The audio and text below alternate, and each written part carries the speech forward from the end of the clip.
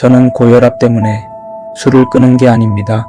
정확히 말하면 술을 끊고 싶어서 고혈압을 핑계로 잡았습니다. 오늘도 1%. 사실 저는 알고 있었습니다. 제가 술을 좋아해서만 마신 게 아니라는 걸요. 저는 잠을 자고 싶어서 술을 마셨습니다. 술 없이는 밤이 무서웠습니다. 잠을 못 잘까봐 무서웠고 다음날 또 버티지 못할까봐 무서웠습니다.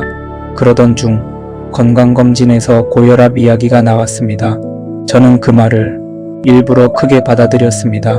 이거라도 붙잡지 않으면 저는 계속 예전처럼 살게 뻔했기 때문입니다. 처음부터 제가 건강하게 살아야겠다고 멋있게 결심한 건 아니었습니다. 그냥 더 이상 이렇게는 안 되겠다는 생각이 들었습니다. 퇴근하고 집에 오면 늘 비슷했습니다. 분명 쉬려고 앉았는데 정신을 차리면 시간이 훅 지나 있었습니다. 밥을 먹고 TV를 켜고 술 한 잔을 마시고 누워서 휴대폰을 보다가 그렇게 하루를 끝냈습니다. 뭘 한 것도 없는데 하루가 끝나 있었습니다. 쉬긴 쉬었는데 이상하게 회복된 느낌은 없었습니다. 처음에는 그게 쉬는 거라고 생각했습니다.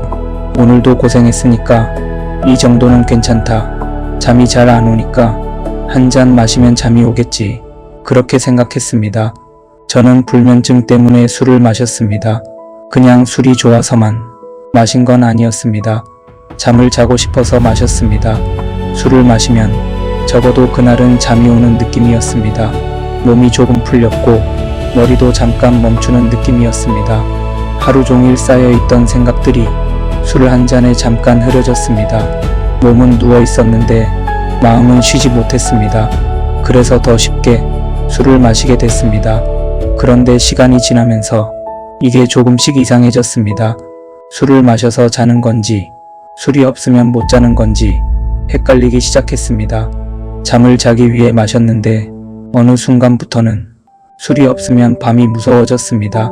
내일 출근해야 하는데 잠을 못 자면 힘들 텐데 누워도 잠이 안 오면 밤이 너무 길어질 텐데 또 새벽까지 뒤척이면 내일 하루가 무너질 텐데 자야 한다고 생각할수록 잠은 더 멀어졌습니다. 그 생각이 들면 자연스럽게 술 생각이 났습니다. 그러던 중 건강검진에서 고혈압 이야기가 나왔습니다. 고지혈증도 조심해야 하는 상황이었습니다. 사실 집안 내력도 있었습니다. 누군가에게는 그냥 흔한 건강검진 결과일 수도 있습니다. 약 먹고 관리하면 되지. 조금 조심하면 되지. 나이 들면 다 그렇지. 이렇게 넘길 수도 있는 일이었습니다. 그런데 저는 그걸 일부러 크게 받아들였습니다. 일부러 충격을 받았습니다. 정확히 말하면 저는 술을 끊을 핑계가 필요했습니다. 술을 끊고 싶다는 생각은 오래전부터 있었습니다. 하지만 막상 끊을 이유를 계속 찾고 있었습니다. 고혈압이라는 말을 들었을 때 진짜 무서웠던 건 혈압 수치 하나가 아니었습니다. 그 말을 듣고도 제가 아무것도 바뀌지 않을까봐 그게 더 무서웠습니다. 이번에도 그냥 넘기면 저는 또 예전처럼 살게 뻔했습니다. 퇴근하면 술을 마시고 누워서 휴대폰을 보고 잠은 술에 기대고 다음날 아침에는 몸이 무겁고 또 하루를 대충 버티고 그렇게 1년, 2년이 지나면 5년 뒤에도 비슷한 모습으로 살고 있을 게 보였습니다. 그게 무서웠습니다. 사람은 이상하게 정말 큰일이 나기 전까지는 잘 안 바뀌는 면이 있습니다. 그래서 저는 고혈압이라는 말을 술을 끊을 핑계로 잡았습니다. 남들이 보기에는 별거 아닌 일일 수도 있습니다. 하지만 저한테는 그 별거 아닌 경고라도 붙잡아야 했습니다. 그 지점에서라도 멈추지 않으면 저는 계속 예전처럼 살게 뻔했습니다. 그런데 문제는 결심한다고 바로 되는 게 아니었습니다. 술을 끊겠다고 마음먹었는데도 밤이 되면 힘들었습니다. 잠을 못 잘까봐 무서웠습니다. 오늘도 못 자면 또 밤이 길어질 텐데 내일 또 피곤하면 하루를 버티기 힘들 텐데 계속 뒤척이면 결국 또 술 생각이 날 텐데 그 생각이 들면 또 술 생각이 났습니다. 그 순간 알았습니다.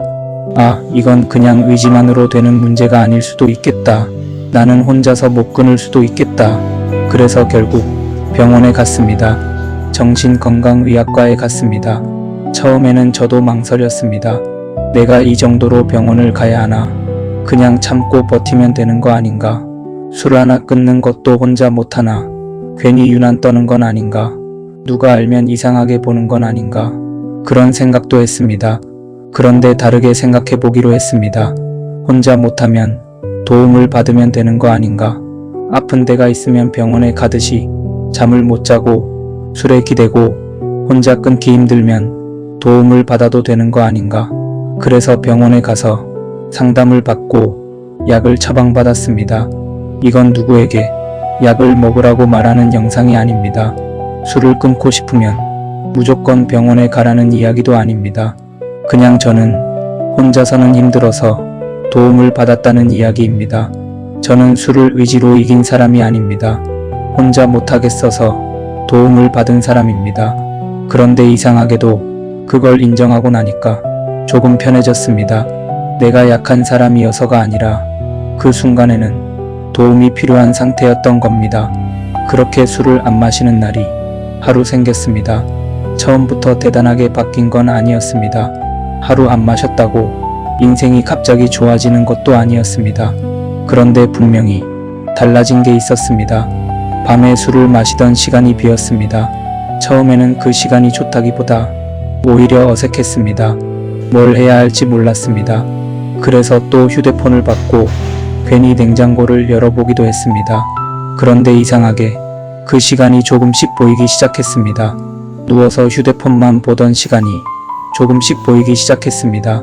아침에 몸이 조금 덜 무거웠습니다. 집안도 눈에 들어오기 시작했습니다. 미뤄뒀던 청소를 조금 하게 됐습니다.